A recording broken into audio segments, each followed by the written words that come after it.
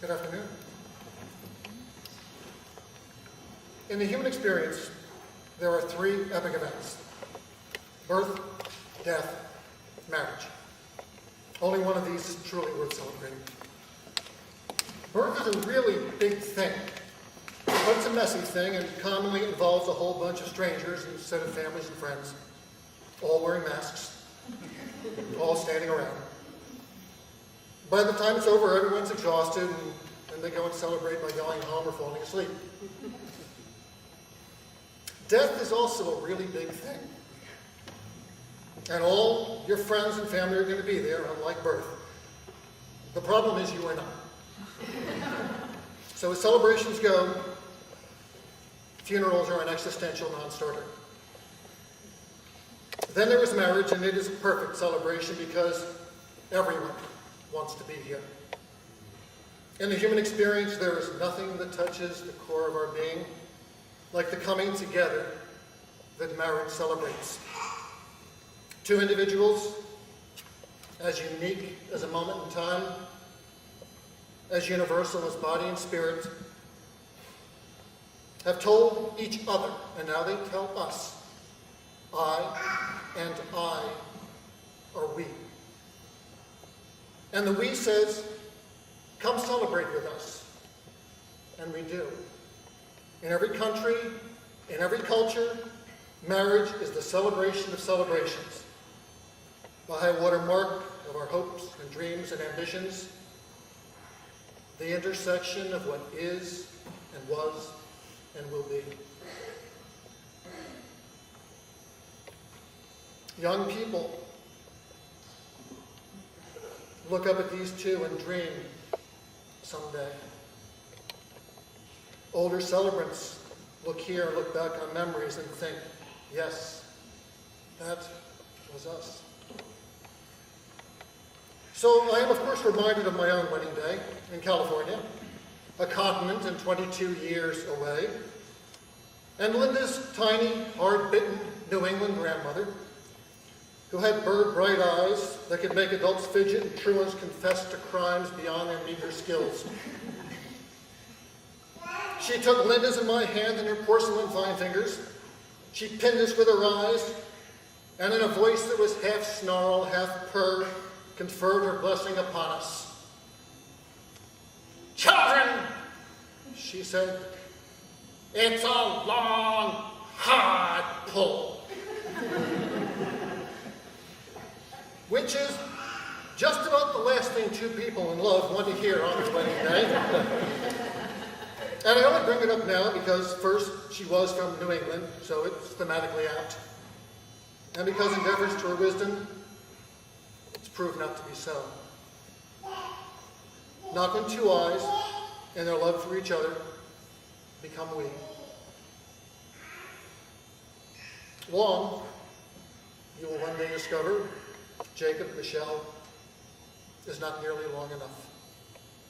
As for hard, it hardly matters.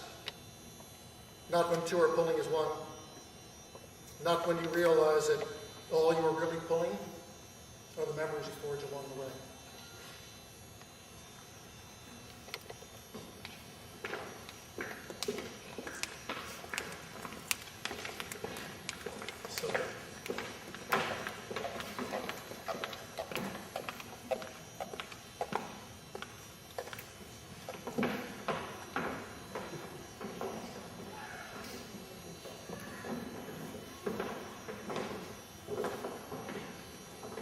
Jacob when he was 10 years old the first time. And I had just met the Landis family and dropped in on their brand new house that they were building and said, come to my house for dinner. Wait until the kids get home and then come over for dinner. So I go home and I make a vegetarian lasagna and they come for dinner, and as they're eating, Jacob says, oh, Vasilka, you used sun-dried tomatoes in this recipe, didn't you? And I thought, he's 10 years old. He already knows more about cooking than I do. And as I watched Jacob grow into this wonderful man, he talks a lot. And he talks really fast. But I have a story that'll help us understand this. It's a story about the violinist Isaac Stern. Now, he was once asked, Mr. Stern, all violinists play the same notes that you do.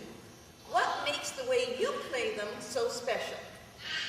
And his reply was, it's not the way I play the notes, it's the way I play the parts in between.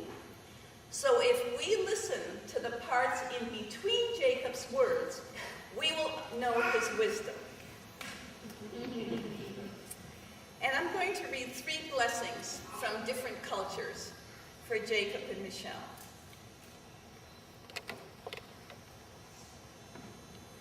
The first is a blessing from the Hindu scriptures. In honor of the Hindu scripture, Michelle and Jacob will receive the same marriage blessings as Lord Vishnu, the Hindu god of peace and harmony, and Lakshmi, the Hindu goddess of wealth. May the new couple receive the blessings of the gods and goddesses.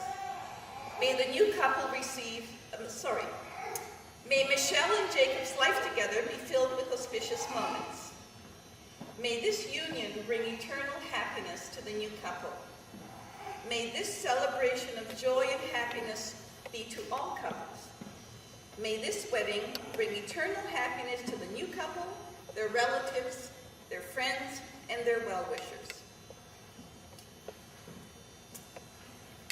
A blessing from Shlomo Carlebach, who was a Kabbalistic rabbi and a very wonderful spiritual teacher.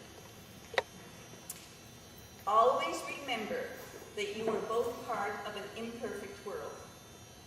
What's a perfect world? Only a painting or a sculpture is perfect. They are perfectly beautiful because they're not alive. In God's time, you are only a few minutes old. So don't get angry and say, you're old enough to know better. You're not. Just always be happy with each other, that you are alive and not perfect. Third, it's an Apache benediction. Now you will feel no rain, for each of you will be shelter to the other. Now you will feel no cold, for each of you will be warmth to the other. Now there is no more loneliness for you, for each will be a companion to the other. Now there are 2 bodies, but there is only one life before you. Go now to your dwelling place to enter the days of your togetherness, and may your days be good and long upon the earth. You also have very special blessings from the Great Spirit and your grandmothers and grandfathers, those present and here in spirit only.